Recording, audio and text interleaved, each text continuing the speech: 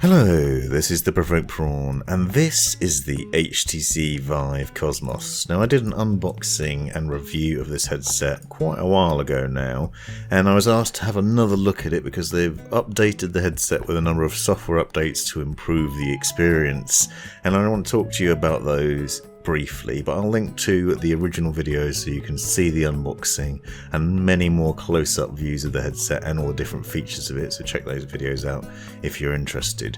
When I initially had it, I had a number of different thoughts about it. Some were complaints, some are highlights to the design that include a really nice inside-out tracking system with multiple cameras, a modular faceplate design, and a much more comfortable fit, and a nice flip-up visor, a number of different features that have improved on the original Vive and make the Vive Cosmos interesting for a number of reasons.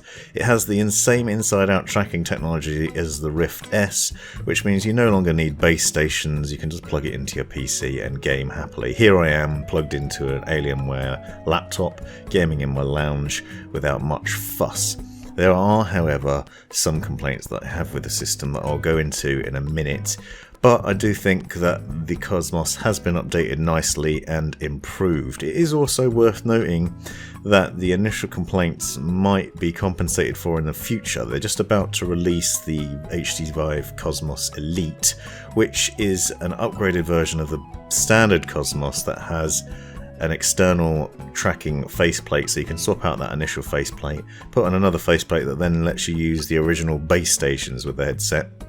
So therefore you can use the original Vive controllers and the original base stations and treat the headset as an upgrade from the original Vive, and therefore you get the improved visuals, because there are improved visuals, a better comfort, you get more pixels, a better display, and a better all-round experience, but without the nag of the other problems that I'm about to talk to you about that unfortunately are still there.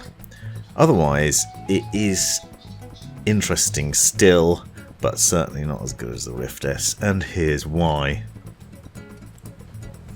So, the biggest problem I have with the Vive Cosmos now, 6 months later, it's the same one I had when I first got it, is that despite the inside-out tracking from these lenses, it cannot track during the day. I'm in a room that's brightly lit, it's 3 PM-ish, the sun coming through the windows here, and it will not track the controllers properly. I've just tried to play about 3 or 4 different games, and it just can't pick the hand controllers up in the headset, so it doesn't correspond into the game, doesn't transfer into the game, and therefore you just can't play them unplayable. I was trying to play Super Hot VR, trying to dodge and punch, and it wasn't registering where my hands were.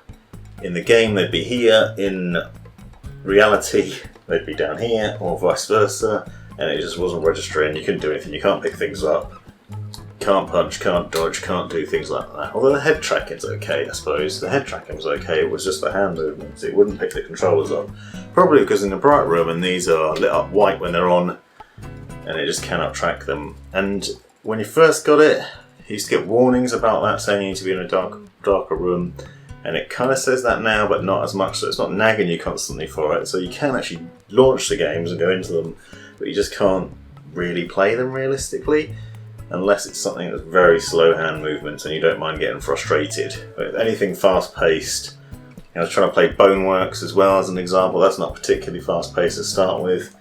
You're just grabbing different things in the game world, but you can't do it. You just can't pick things up, and it's so annoying. I've made some improvements though. The controllers, for example, will now work with games I didn't used to. When I first started testing it 6 months ago, tried to play numerous games. Super Hot VR was one of them. There were some other ones I can't remember now that I just couldn't play. The controllers weren't recognised.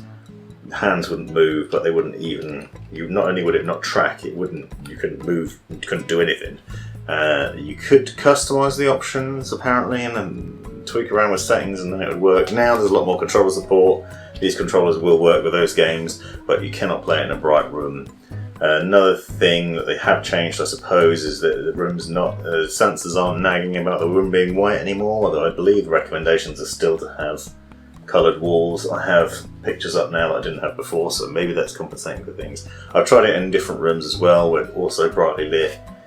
Still the same problem. Draw the curtains and then you get the other nag of make sure the room's well lit so it's confusing.